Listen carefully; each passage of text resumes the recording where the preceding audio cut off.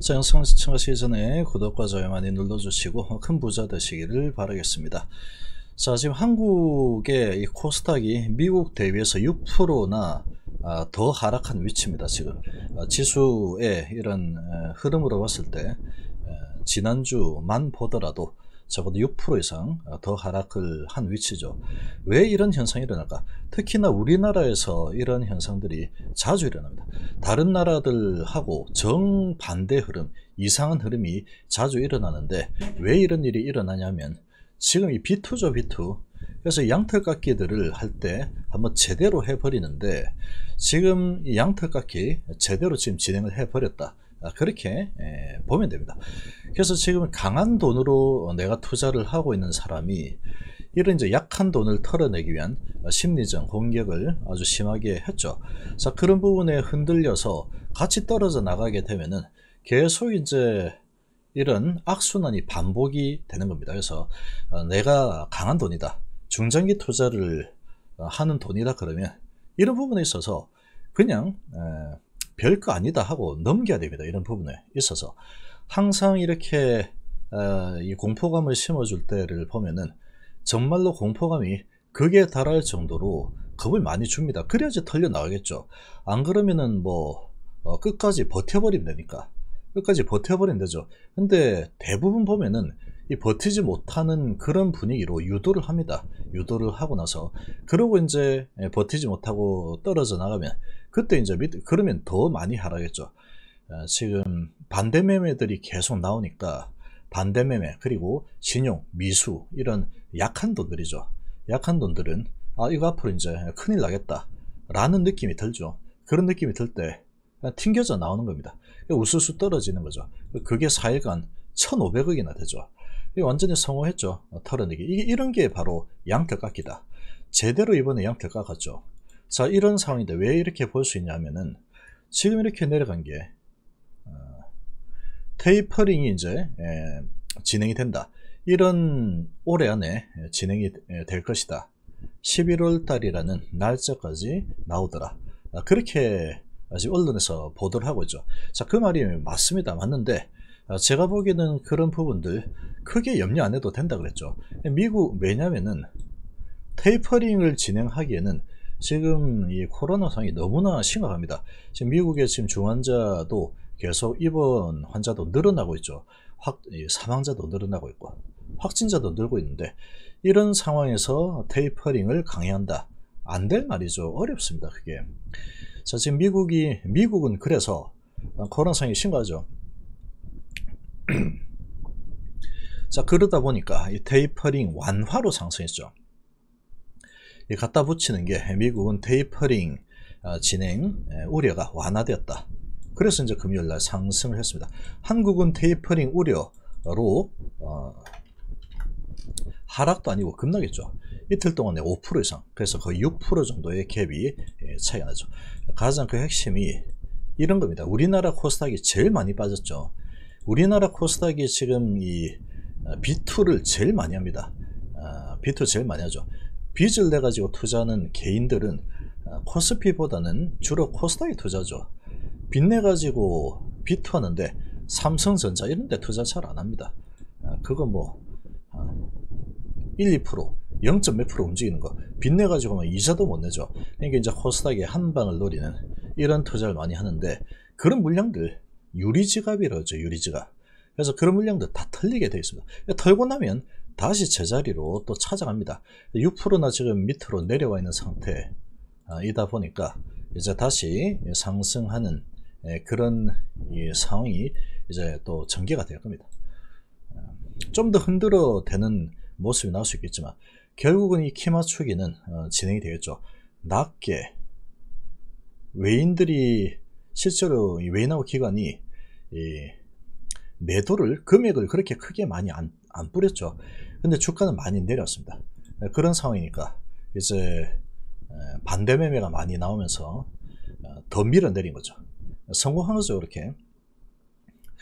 그러니까 결국은 빚내서 투자한 이런 자금들이 어쩔 수 없이 쏟아져 나오면서 약한 돈들이 쏟아져 나오면서 하락폭이 우리나라가 코스닥이 제일 크게 나타났다. 그렇게 봅니다.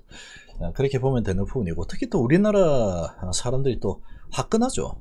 화끈하고 한 방을 노리고 또 성질이 급하고 성격이 급하고, 또 우리나라의 장점이자 단점이자 막 그런 거죠. 그런 부분이 있다 보니까 또 이런 상황들이 많이 발생합니다. 그래서 이번에 제대로 양털 깎았다. 양털 깎고 나면 그 다음에 올라갑니다. 밑에서 받아서 이제 올리죠. 자, 빚내서 산 주식 반대매매 급증 사이간 1,500억이나 나왔습니다. 이 뻔하죠. 지금 보니까 올해 가장 많았던 1월 14일 387억도 뛰어넘었죠. 지금 최근에 사거리일 동안에 반대매매 규모가 1,447억, 하루 평균 315억씩. 그러니까 이런 돈들이 계속 쏟아져 나오면서 더 주가를 끌어내리는 겁니다. 이는 올해 1월부터 하루 평균 반대매매 규모의 1.5배 수준이죠. 미수금 대비 반대매매 비중도 지난 19일 기준 10.8%를 기록하면서 5월 25일 12%, 이후 3개월 만에 두 자릿수로 늘어났습니다. 미수금 돈을 집어넣지 못해서 반대매매, 이제 3거래일 안에 돈을 집어넣어야 되는데 집어넣지 못하면 반대매매 당하죠. 그래서 지금 매도가 매도를 부르는 그런 상황을 연출해버린 거죠. 누가 했냐? 외인하고 공매도 기관, 얘들이 그냥 그렇게 한 겁니다. 분위기 아주 무섭게 이끌어가면서 이렇게 진행했죠. 반대매매는 개인이 증권사에서 자금 빌려서 주식을 산 후에 기한 내에 갚지 못하면 증권사가 강제로 팔아버리죠. 이제 신용이 아니고 이거는 미수입니다. 미수. 신용 같은 경우에는 좀 약한 돈들이죠. 약한 돈들까지 같이 이제 마음 약한 그런 돈들이 또 같이 내리니까 결국 그런 것들이 주가 하락을 더 부추긴 상황이 돼버렸다 라고 볼 수 있는 거죠. 지난 19일 기준 신용인자 잔고가 25조 3,656억으로 상당히 많죠. 전날보다는 2,450억 줄었지만, 이 줄었다는 게 보시면 이게 이제 신용으로 산 돈들, 약한 돈들이 쏟아져 나오는 겁니다. 그러니까 주가가 내려가고 반대매매 약한 신용 쓴 그런 약한 돈들이 마음이 이제 흔들려 버리면 매도가 나오죠. 밑으로 나오는 겁니다.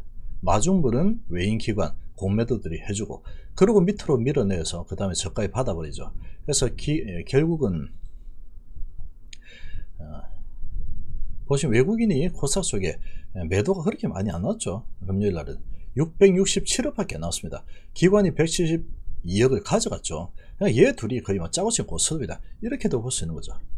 그러니까 토탈하면은 거의 한 500억 정도 매도해서 무려 2.3%나 끌어내린 꼴이 되는 겁니다. 낙폭이 코스닥 속에 개인들이 좋아하는 이런 종목들 낙폭이 엄청나죠.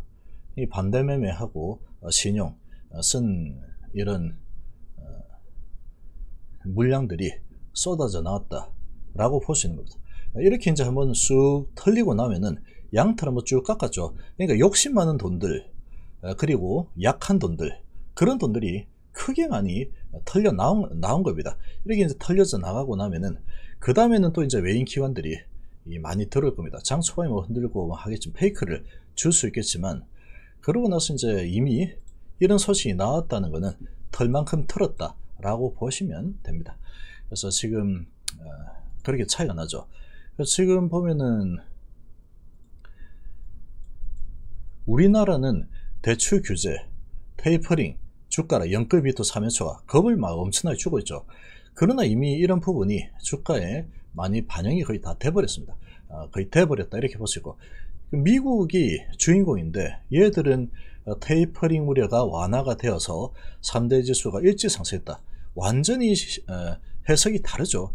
해석이 완전 다릅니다. 주가가 올라가니까 완화 해소다, 테이퍼링 우려가 완화되었다, 그래서 오른다, 이렇게 되죠. 매파, 카블린, 델타 변이로 정책 견해 조정할 수도 있다. 연내 테이퍼링 우려가 떨어지죠.